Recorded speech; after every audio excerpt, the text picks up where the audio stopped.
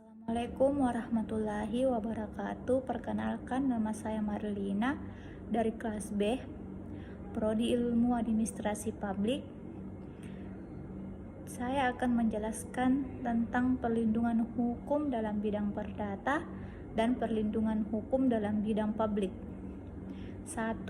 Perlindungan hukum dalam bidang perdata. Pemerintahan dalam melaksanakan tugasnya melakukan kebebasan bertindak dan mempunyai kedudukan istimewa dibandingkan dengan rakyat biasa. Oleh karena itu, persoalan menggugat pemerintah di muka hakim tidaklah dapat dipersamakan dengan menggugat rakyat biasa. Persoalan menggugat pemerintah ini dianggap sebagai salah satu bagian yang sulit dan ilmu hukum perdata dan hukum administrasi. Secara teoris, Kranebung memaparkan secara kronologis adanya 7 konsep mengenai permasalahan apakah negara dapat digugat di muka hakim perdata. 1. Konsep negara sebagai lembaga kekuasaan dikaitkan dengan konsep hukum sebagai keputusan kehendak yang diwujudkan berkekuasaan menyatakan bahwa tidak ada tanggungan gugat negara. 2. Konsep yang membedakan negara sebagai penguasa dan negara sebagai fiskus. 3. Konsep yang mengetengahkan kriteria sebagai yang bersifat hak. 4. Konsep yang mengetengahkan kriteria kepentingan hukum yang dilanggar. 5. Konsep yang mendasarkan pada perbuatan yang melanggar hukum sebagai dasar yang menggugat negara.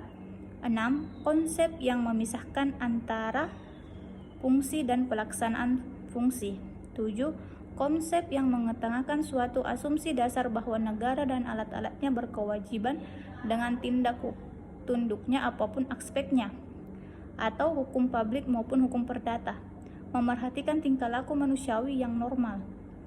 Berkenaan dengan kedudukan pemerintah sebagai wakil badan hukum publik yang dapat melakukan tindakan-tindakan hukum dalam bidang keperdataan seperti jual beli, sewa menyewa, membuat perjanjian, dan sebagainya. Perbuatan melawan hukum yang dilakukan oleh pemerintah tersebut secara khusus diatur dalam pasal 1364 KUH Perdata yang berbunyi, tiap perbuatan melanggar hukum yang membawa kerugian itu mengganti kerugian tersebut. Pada periode sebelum 1999, ketentuan pasal 1365 ditafsirkan secara sempit dengan unsur-unsur: 1. Perbuatan melawan hukum. 2. Timbulnya kerugian. 3. Hubungan kausal antara perbuatan melawan dengan kerugian. 4. Kesalahan pada pelaku. Setelah tahun 1919, kriteria perbuatan melawan hukum adalah diantaranya: 1. Mengganggu hak orang lain. 2. Bertentangan dengan kewajiban hukum si pelaku. 3. Bertentangan dengan kesusilaan. 4. Bertentangan dengan kepatuhan, ketelitian, sikap hati-hati yang harus dimiliki seorang pergaulan dengan seksama warga negara atau masyarakat. Di Indonesia ada 2 jurisprudensi Mahkamah Agung yang menunjukkan pergeseran kriteria perbuatan melawan hukum oleh penguasa. A. Keputusan MA dalam perkara Kasum, yang dalam kasus ini MA berpendirian bahwa perbuatan melawan hukum terjadi apabila perbuatan sewenang-wenang dari pemerintah ataupun merupakan tindakan yang tidak cukup anaris kepentingan umum. B. Keputusan MA dalam peraturan Joso Panjo, yang dalam kasus ini MA berpendirian bahwa kriterium temik adalah undang-undang dan peraturan normal yang berlaku kepatutan dalam masyarakat yang harus dipatuhi oleh penguasa. Keputusan MA ini menunjukkan bahwa kriteria perbuatan melawan hukum penguasa adalah sebagai berikut. A. Perbuatan penguasa itu melanggar undang-undang dan pengaturan yang berlaku. B. Perbuatan penguasa itu melanggar kepentingan dalam masyarakat yang seharusnya dipatuhinya. 2. Perlindungan hukum dalam bidang publik. Tindakan hukum pemerintah merupakan tindakan yang mendasarkan sifatnya yang menimbulkan akibat hukum.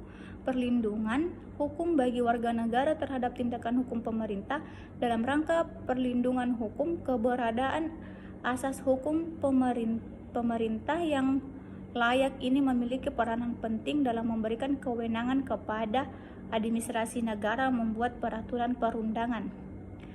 Ada dua macam perlindungan hukum bagi rakyat, yaitu perlindungan hukum preventif dan represif. Alasan warga negara mendapat perlindungan hukum dari tindakan pemerintah yaitu pertama, dalam berbagai hal warga negara dan dalam hukum perdata tergantung pada keputusan pemerintah. Kedua, hubungan antara pemerintah dengan warga negara tidak berjalan dengan posisi sejajar. Ketika berbagai perselisihan warga negara dengan pemerintah itu berkenaan dengan keputusan dan ketetapan sebagai instrumen pemerintah yang bersifat sepihak dalam melakukan intervensi terhadap kehidupan warga negara. Sekian penjelasan dari saya. Wassalamualaikum warahmatullahi wabarakatuh.